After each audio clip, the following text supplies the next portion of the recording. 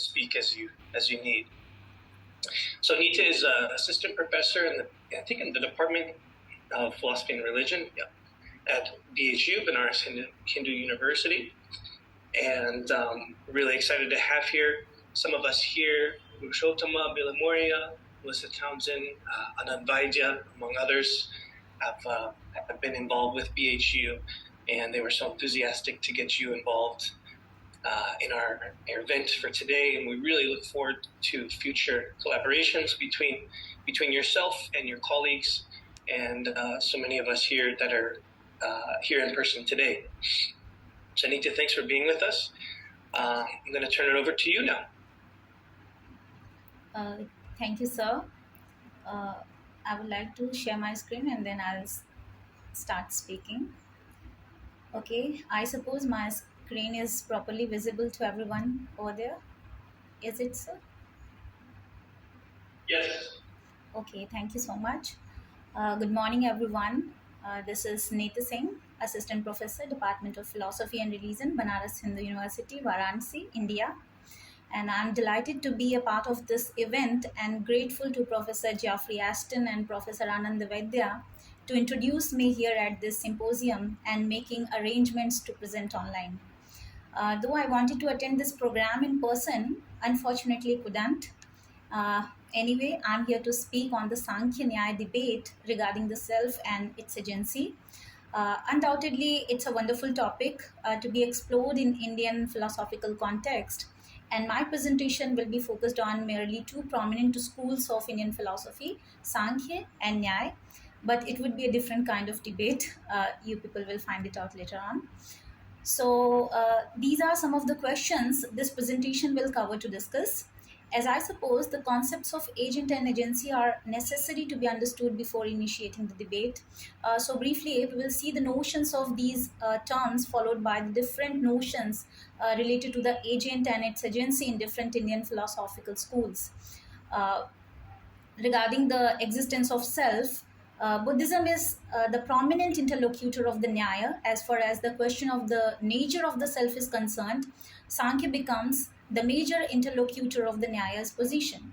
So here we will try to see the debate between the Sankhya and Nyaya positions regarding the nature of the self and the agency it possesses, if at all. So in Indian philosophy, there are various viewpoints about the notions of an agent, actions, agency, etc. And in classical Indian philosophy, discussion of related issues is interspersed throughout various topics and splits into several peculiarly Indian contexts.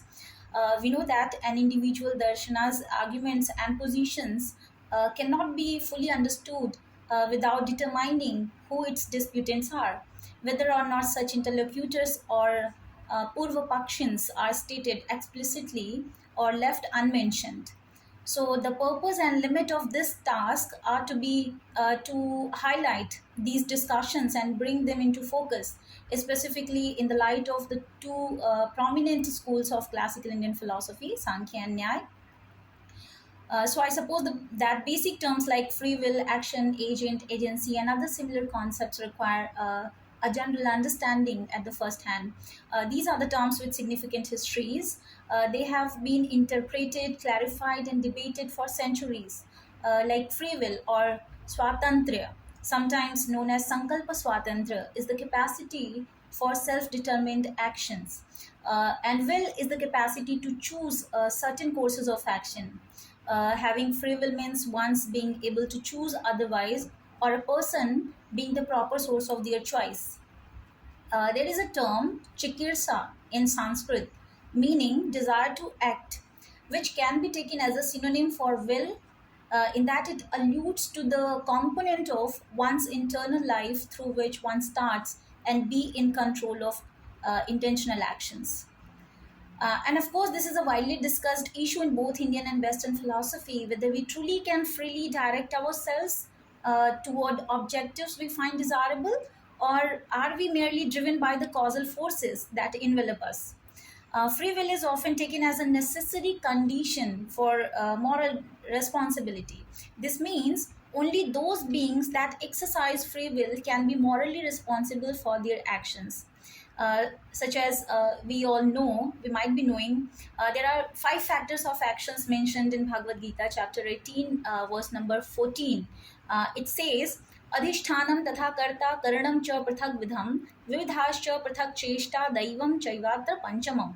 It means that the body, the doer, the various senses, the many kinds of efforts, and the divine providence. These are the 5 factors of actions.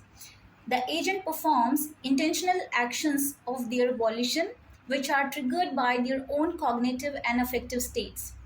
Their volitional acts further generate moral consequences, which they must bear, and which are, in the Indian context, embodied in the form of karmic merit and demerit. These are some really important terms and things which are necessary to be known before entering into the detail. So now the question related to the agency is, what is it and whether we truly have it? Generally, we understand agency as the capacity to perform actions. The term agency is well captured by the Sanskrit term kartritva. In the philosophical domain, agency is typically associated with human beings, but Aristotle and Aquinas withstand that agency is merely the expression of a thing's nature, which is oriented towards some telos. From this perspective, the agency may even be possessed by non rational beings and insentient things as well, such as spiders or weavers, perform actions despite their lacking the rational power. We associate typically with human agency.